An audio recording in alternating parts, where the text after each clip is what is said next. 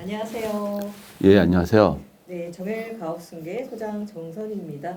오늘은 정헬가업승계 연구소 수석 연구원이자 우리 이화 세무법인 대표 세무사님인 윤석구 세무사님 모셨습니다. 반갑습니다. 네, 반갑습니다. 네, 좀 썸네일을 보고 우리 대표님들 좀 놀라셨을 것 같은데, 자, 최근에 국세청에서 갑자기 연락이 와서 당신이 낸 상속세가 너무 적으니 164억 원을 더 내세요. 이런 일이 있었죠. 예, 이제 그거는 이제 그에 대한 1심 판결이 최근에 있었고요. 네. 그 내용은 이제 2020년도에 발생한 사건입니다. 네. 대표님들이 이제 상속세 신고가 다 끝나고 나서도 마음을 놓을 수가 없네요. 그렇죠. 네. 이거는 어떤 사건인 건가요? 예, 이제 최근에 기소화도 많이 됐고요. 또 영상 자료도 많았는데, 그 과세관청에서 소급 감정을 해서 상속세를 과세한 사건이 1심 판결에서 이게 위법이다, 옳지 않다라는 판결이 나왔는데요. 말씀드렸듯이 해당 관련 이제 영상들도 많이 나왔더라고요. 그런데 이제 그 관련 법령을 많이 설명을 안 해주시고 마치 이 결론만 보고 앞으로는 과세관청이 소급 감정을 못할 것이다 라는 등의 이제 오해와 혼란들이 많이 생기는 것 같은데요. 오늘 그래서 이 판결 내용하고 이 판결 내용을 이제 관련 법령들하고 제가 관련해서 자세하게 설명을 드리고요. 그래서 저희는 어떻게 이 법령을 잘 활용해서 슬기롭게 그리고 보수적으로 네. 절세 전략을 짤 것인가에 대한 설명을 드릴 건데, 이제 보수적인 전략이라는 건 저는 이렇게 생각해요. 절대로 지지 않는 전략이죠. 보수적으로 생각해서. 저희가 절세 전략을 짰는데 나중에 과세관청에서 이의를 제기하더라도 그 싸움이 일어날 경우에도 절대로 지지 않는, 그걸 저는 이제 보수적인 절세 플랜이라고 생각합니다. 네. 그러니까 최악의 경우에도 안전하게 할 수 있는 그런 전략이 필요하겠네요. 그렇죠. 우선은 우리 대표님들이 이제 기사에서도 하셨겠지만 법원이 이제 164억 원이라는 정말 큰 금액을 부과를 했을 거 아니에요. 네. 그런데 어쨌든 결론은 지금 나온 거는 이게 이제 취소가 됐다. 네. 이게 이제 기존에 나온 기사 내용인데, 그러면 재판부에서 이미 국세청에서 이제 과세 처분한 거를 취소했을 때 또 그만한 이유가 있었을 것 같은데, 또 어떤 이유 때문에 취소가 된 걸까요? 네, 그럼 그 1심 판결 내용을 이제 잠시 설명을 먼저 드리겠습니다. 그리고 저희가 이제 법과 시행령 내용을 좀 알 필요가 있는데요. 그 상속세 및 증여세법 제60조의 평가 원칙에 이렇게 되어 있습니다. 자, 상속할 때 재산의 평가를 어떻게 하느냐? 시가에 의한다. 그 다음에 제2항에서는 그 시가에 대한 자세한 내용은 시행령으로 정한다. 그래서 시행령이라는 거는 법에서 위임받아서 제정되는 거예요. 근데 포괄적으로 그걸 위임받으면 무효가 되는데, 여기서는 이제 법에서 명확하게 정했죠. 시가에 대한 자세한 규정은 시행령에서 정한다. 그리고 이제 법의 제3항에 보면은 1항의 시가를 구하기 어려운 경우에는 이제 예를 들어서 부동산 같은 경우는 기준 시가에 의한다. 이렇게 돼 있어요. 법의 내용은 그렇게 돼 있고요. 그리고 시행령은 법의 위임을 받아서 이제 대통령이 시행하지 않습니까? 거기서 이제 시가 규정을 자세하게 규정을 해놨죠. 그러면 그 내용이 어떤 내용이 있느냐? 이제 저희는 그 감정가액이 지금 주니까 감정가액에 대해서 제가 중점적으로 말씀드리겠습니다. 상속세의 경우에는 자, 감정가액이 상속 개시일 현재, 그러니까 이제 돌아가셨을 때죠. 피상속인이 사망하셨던 시점에서 전 6개월, 후 6개월에 감정가액이 있으면은 그 감정가액을 그 감정가액으로 평가해야 된다고 되어 있습니다. 그리고 그거는 뭐 적법한 거죠. 그건 위법 논란이 없죠. 근데 이제 그 이번 1심 판결에서 위법하다는 거는 그 단서 조항인데요. 만약에 가격 변동이 뭐 크지 않았다. 그래서 평가심의위원회에서 심의를 거친다면은 아까 전 6개월 했잖아요. 전 2년까지. 그 다음에 후 원래 6개월인데 6개월이 이제 그 상속세 신고 납부 기간입니다. 그러니까 결정은 그 6개월 후에 9개월까지 해서 결정하게 되는데 그 결정 기간까지. 그러니까 상속 발생하고 6개월, 9개월 합하면 15개월이죠. 15개월까지를 그때 감정가액이 있으면 그게 쓸 수 있다. 근데 신고 기한이 넘어간 기한에 감정가액을 쓰는 거는 납세자로서는 알 수 없잖아요. 자기가 신고할 때는 없었는데, 감정가액이 없었는데, 신고하고 나서 결정 기한에 누가 감정을 해버렸으면은 그게 감정가액이 있으면 그걸 시가로 해서 과세가 된다면 억울한 일 아닙니까? 그래서 이제 그게 위법하다는 거 내용, 그 내용 하나 하고, 그러면 그때도 감정가액이 없었는데, 근데 또 그 상시세법 사무처리 규정 제72조에 의하면요, 과세관청에서 상속세나 증여세가 과세되는 재산에 대해서는 감정을 할 수 있다고 돼 있어요. 그래서 국세청 그에 따라서 이거는 법도 아니고 시행령도 아니에요. 사무처리 규정이죠. 이거 이제 행정규칙에서 저희가 법령이라고 하지는 않거든요. 그거에 의해서 이제 과세관청에서 감정평가를 한 거거든요. 시행령도 위법하고 그때 국세청에서 감정평가한 그 시가도 시가로 인정할 수 없다라고 한 거거든요. 네. 국세청에서 지금 이제 감정을 의뢰해서 이런 내용이 나온 건데 모든 상속을 다 이렇게 감정을 하거나 그러진 않을 거 아니에요? 모든 기준이 있을까요? 그 내부 규정으로는 이제 기준시가 기준에서 15억 이하는 이제 안 하기로 하고요. 실무적으로는 뭐 한 100억 원 이하라면은 뭐 지금 안 하는 걸로 그 예산이 한계가 있지 않습니까? 이제 그렇게 되어 있습니다. 네. 결국은 이제 뭐 국세청에서 바라보는 시각과 또 이제 재판부에서 바라보는 시각이 조금 달라서 이런 일이 발생한 것 같고요. 단 우리 이제 대표님들이 주의하실 거는 아까 세무사님이 짚어주신 대로 이게 이제 앞으로 추후에 뭐 이런 소급 감정은 이제 그럼 없어지나 보다 이렇게 안심을 하고 너무 낮거나 또 높은 가격으로 이렇게 신고를 했을 때 문제가 될 수 있다는 내용 같은데요. 예, 지금 아주 잘 지적을 해주셨고요. 이제 혹시 납세자분들께서 혹시나 그렇게 오해하실까봐, 앞으로는 감정가액이 없으면은 이제 과세관청에서 소급 감정 못하겠네 이러실까봐 제가 이 영상을 준비한 거고요. 근데 이번 판결은 이게 위법하다는 판결이 나왔고, 이게 이제 1심 판결이었고, 이게 2심이나 3심까지는 유지되리라고는 저희는 보지 않고 있고요. 그 다음에 이와 반대되는, 그러니까는 소급 감정이 유효하다, 적법하다는 또 판례도 다수 있습니다. 예규도 마찬가지고요. 심지어는 그 사부처리 규정에서 과세관청이 그 상속세나 증여세가 과세되는 재산에 대해서 감정평가할 수 있다는 규정도 이것도 적법하다는 판례도 있습니다. 예. 그러면 세무사님 우리가 지금 이제 이 법에서는 뭐 소득세법 또 법인세법 또 우리가 또 지방세법 이렇게 다양한 법이 있어서 더 헷갈리거든요. 그렇죠. 이제 시가의 내용에 들어가기 앞서서 법원에서는 아까 이제 어떤 근거로 해서 시행령이 그렇죠? 이 신고 기한을 넘어간 감정가액은 쓸 수 없고 더군다나 국세청이 임의로 소급 감정은 인정할 수 없다라는 그 위법 판결 내리지 않았습니까? 근데 이제 이에 대응하는 그 과세관청 국세청의 또 주장 논거도 먼저 살펴봐야 돼요. 이해를 하셔야 되는데요. 요거는 이제 PPT 화면 한번 띄워주시고요. 그 상속세법 제60조에 의하면 아까 평가 원칙 제1항에 의하면은 상속 개실 또는 증여 현재 시가에 의하고요. 제2항에 보면 이 시가에 대한 자세한 내용은 대통령령으로 정한 바에서 따르고요. 그에 따라서 이제 시행령이 만들어졌죠. 그 다음에 이제 1항을 적용할 때 시가를 산정하기 어려운 경우에는 보충적 평가 방법, 부동산의 경우에는 이제 기준시가가 되겠죠. 이렇게 돼 있고요. 그 다음에 이제 그 법에 위임받아서 만든 그 시행령 60조를 보면요. 제1항에서 상속 개실 전후 6개월, 상속은 6개월이고요. 전 6개월, 후 6개월, 증여는 전 6개월, 후 3개월입니다. 이때 뭐 매매 가격이나 감정평가 가액이 있으면 그걸 쓸 수 있고요.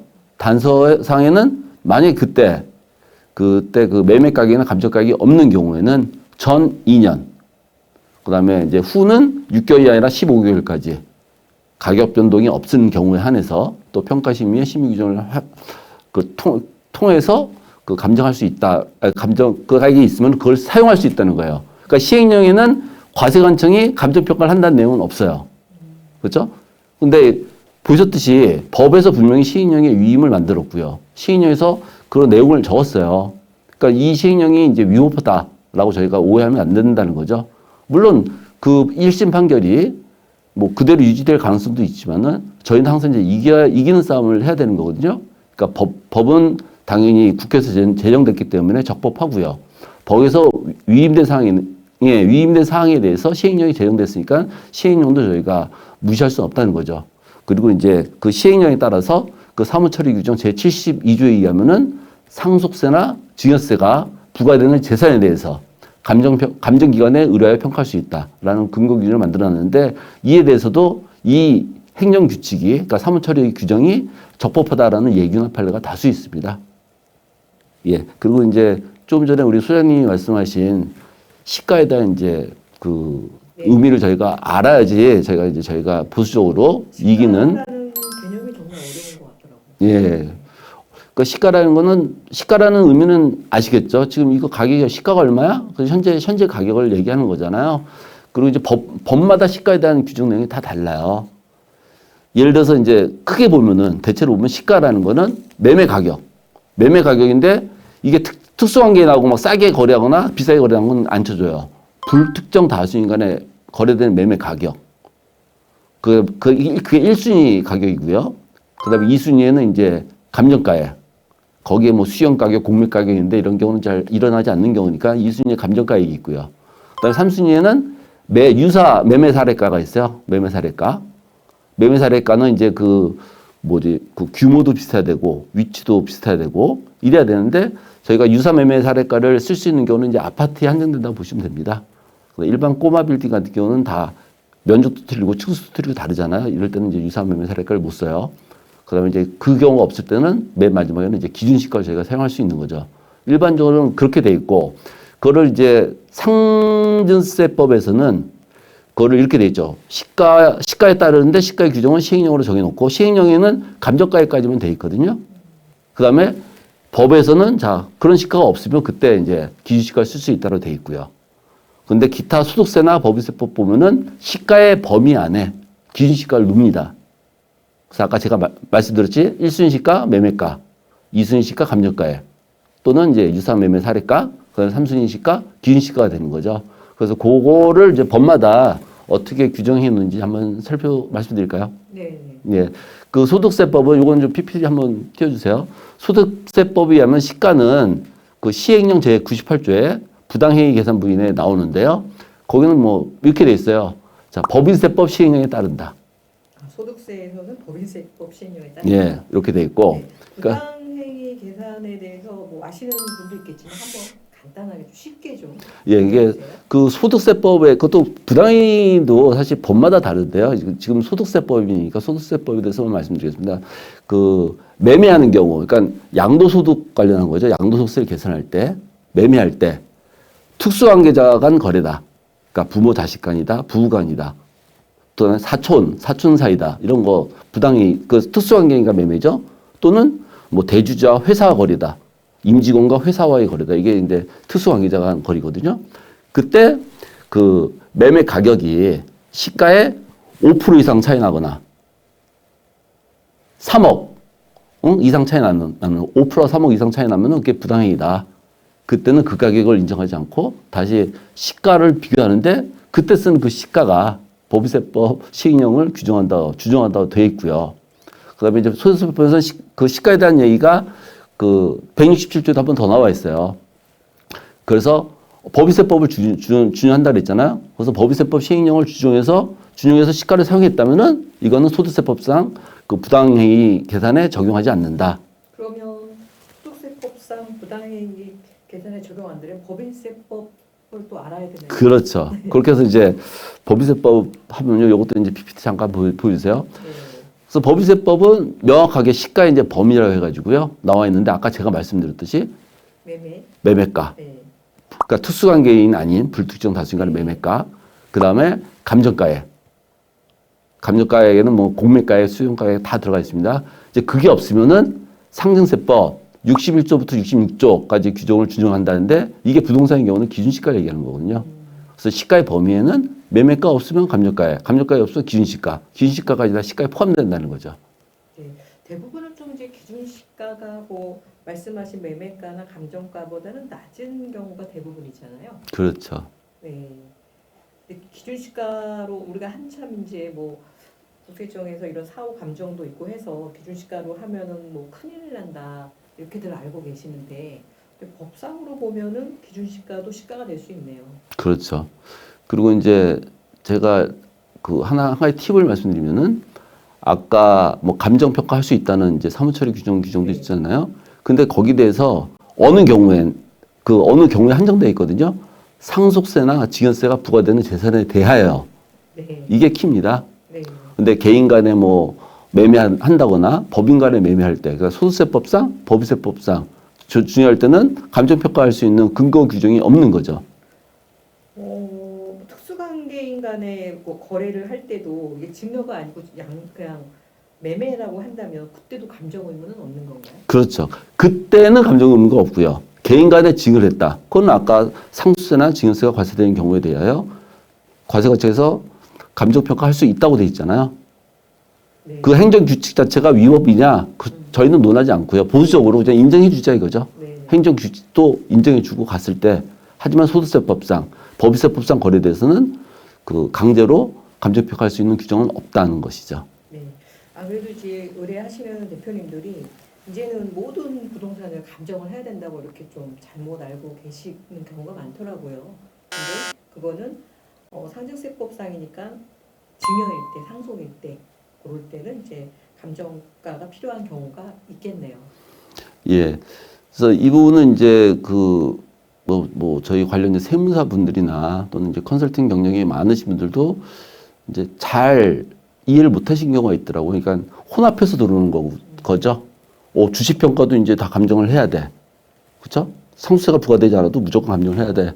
이렇게 되는데 이제 각 개별세법에 들어가서 저희가 하나씩 따져보면은 이제 근거를 저희가 파악할 수 있고요. 그래서 그 다음에 내용을 말씀드릴게요. 오늘 너무 많은 걸 제가 말씀드린 것 같아가지고요. 그 다음에 이제 그 취득세법상 시가도 좀 아셔야 돼요. 취득세법상 이제 과세 표준이죠. 요거는 이제 어느 경우에 적용되냐면은 이제 그 부동산 같은 거, 부동산의 경우에 저희가 이제 사전 증여하기 위해서 법인 전환하는 경우가 있잖아요. 법인 전환. 그렇죠. 그러면 이제 개인 사업자가 갖고 있는 부동산이 법인 소유로 넘어가게 되잖아요. 그때 이제 법인에 대해서는 취득세를 내야 되거든요. 그래서 이제 이러신 분들 많죠. 그때 법인 전환할 때는 무조건 또 감정평가 해야 되는 거 아니냐. 그래서 이제 취득세법상, 지방세법이죠. 취득세법상 과세표준 좀 아셔야 됩니다.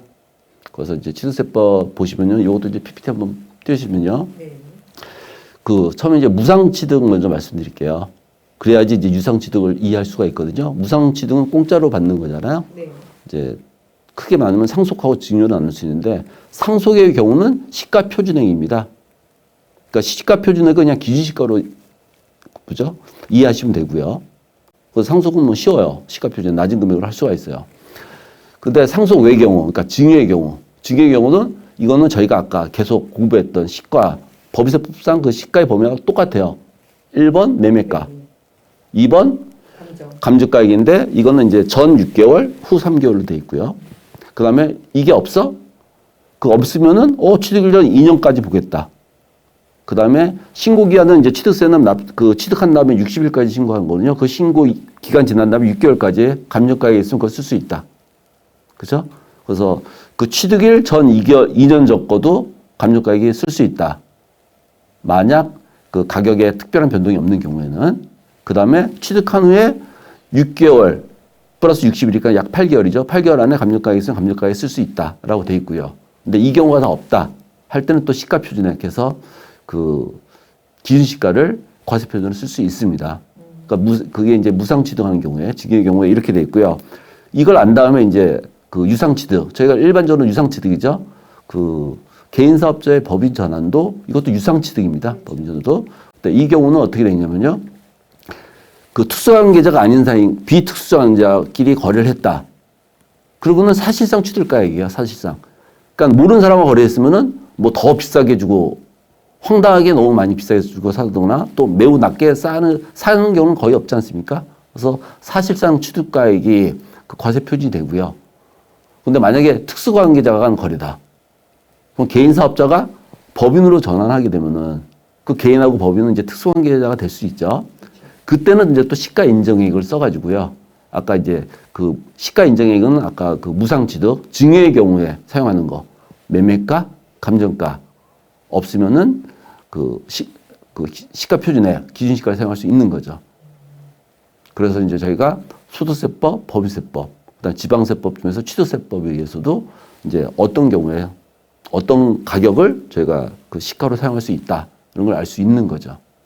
보통 이제 취득세 같은 경우는 이게 그렇게 신고를 했을 때 지방세 쪽이니까 그 세무 공무원들 요 이제 이쪽은 그 구청이나 그쵸. 뭐 이런 데겠죠? 네. 공무원들이죠. 네. 이분들이 아 이거 왜 이렇게 했냐 취득세를 그렇게 하면서 뭐 문제를 제기하거나 그렇진 않나요? 실제로 몇 년 전에 그런 적이 있었어요. 요거는 그러니까 저희가 그 시가 표준을 기준 시가로 신고를 했거든요.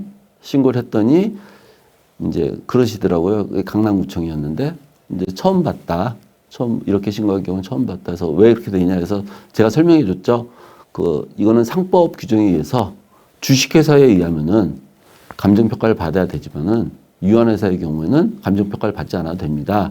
라고 설명했더니 또 금방 수긍하시더라고요.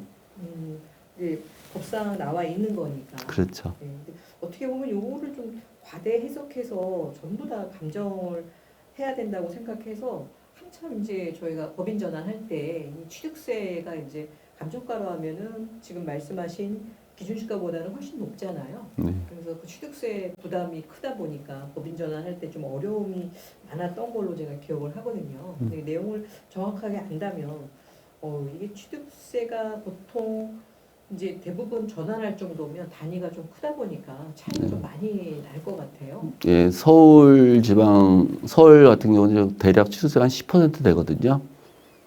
그렇게 되면 이제 이게 100억짜리 건물이냐 200억짜리 건물이냐에 따라서 수십억이 이제 왔다 갔다 하죠.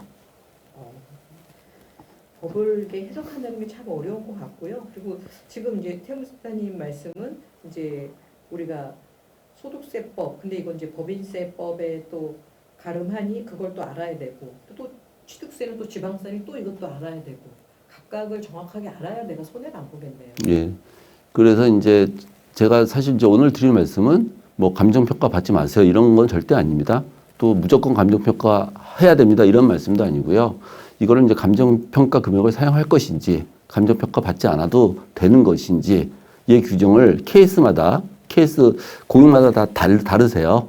그래서 그 고객분 그 상황을 파악을 해가지고 그 적절한 법령을 적용시켜서 저희가 그 적절한 솔루션을 저희가 도출해 내야 된다는 게 중요한 일입니다. 네, 그러네요. 이게 뭐 꼭 감정을 해야 된다, 안 해야 된다가 아니라 감정을 해서도 유리한 케이스도 있으니까 그렇죠. 그런 경우는 좀 감정을 활용하고 그렇습니다. 감정을 안 하는 게 유리하다고 하면은 또 거기에 맞게 그렇습니다. 준비를 하는 게 필요하겠네요. 자, 오늘은 우리 이제 윤석표 세무사님하고 같이 조금은 어려운 이런 세법을 아주 세부적으로 공부를 해봤는데요. 지금 말씀해주신 것처럼 보수적인 절세 방법. 자, 그럼 우리 세무사님이 현장에서 이렇게 하시면서 이렇게 부동산 자산가들, 우리 대표님들이 또 부동산이 많으시잖아요. 그러면 추후에 증여나 상속을 대비해서 현재 준비해야 될 거, 뭐 이런 부분을 좀 정리를 해주시면 대표님들이 도움이 되실 것 같거든요. 예, 이제 꼬마 빌딩을 예로 들었을 때, 그러니까 기준시가 기준으로 100억 원이 넘어가는 꼬마 빌딩 했을 때는 이 사전 증여 기간이 최소한 10년 정도 걸립니다. 소요됩니다. 그러니까 이제 대표님들께서 뭐 82년부터는 이제 시작하시는 게 좋으시고요. 그 다음에 이거를 하실 때 뭐 아시는 지이다 해서 가지 마시고 또 이렇게 방송에 한번 출연했다고 해서 저를 무작정 믿지 마시고요. 저를 포함해서 꼭 한 3군데하고는 상담을 받아보십시오. 비교를 해보시고 그렇죠. 나한테 맞는 최적의 솔루션을 선택하는 게 필요하겠네요. 예, 그리고 그분이 정말 얼마나 법을 알고 있고 그다음에 얼마나 그 양심적으로 이 수행할 수 있는지를 판단하셔가지고 현명하게 이제 판단하시면 될 것 같습니다. 네, 우리 세무사님이 지금 이제 사전 증여를 할 경우에 10년을 말씀해 주셨잖아요. 네. 보통 10년 정도 기간이 있다면 우리가 갑자기 상속이 발생했을 때 납부해야 되는 세금 대비 10년 전부터 해서 사전 증여를 한다면 대략 어느 정도 세금을 절감할 수 있을까요? 그러니까는 상속세 비용하고 사전 증여에 들어간 비용, 뭐 취득세하고 법인세하고 모두 합해가지고 다 내잖아요. 그- 상속도 내고 증여도 네, 내고. 그걸 이제 다 포함해서 계산하면은 대략 이제 80%에서 85%가 절세가 된다고 말씀드릴 수 있습니다. 감이 좀 안 오는데 예를 들어서 400억짜리 건물이 있어요. 그럼 이제 보통 그러니까 상속이 발생을 하면 반 정도가 세금이잖아요.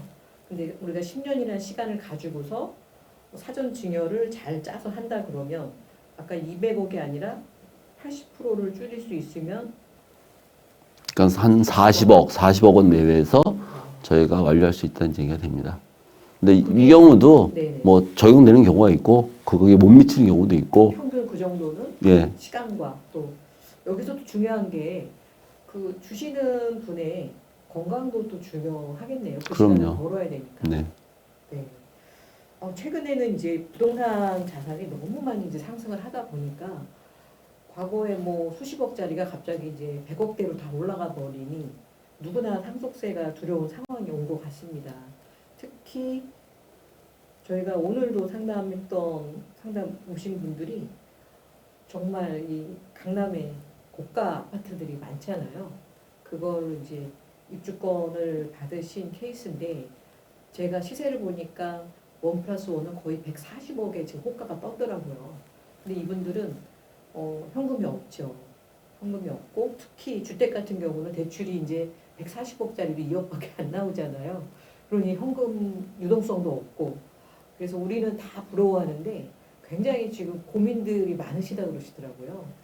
그럴 수밖에 없는 게 자산 가치만 높지 세금만 많이 내고 이제 이 자녀들은 만약에 상속이 발생을 하면 상속세 낼 돈은 없는데 준비를 할 방법이 없다고 다들 그렇게 걱정을 하신다고 하는데 지금 세무사님 말씀해 주신 것처럼 적어도 10년 정도 시간을 갖는다면 상속세를 충분히 80%까지도 줄일 수도 있다. 이런 말씀해 주셨고요.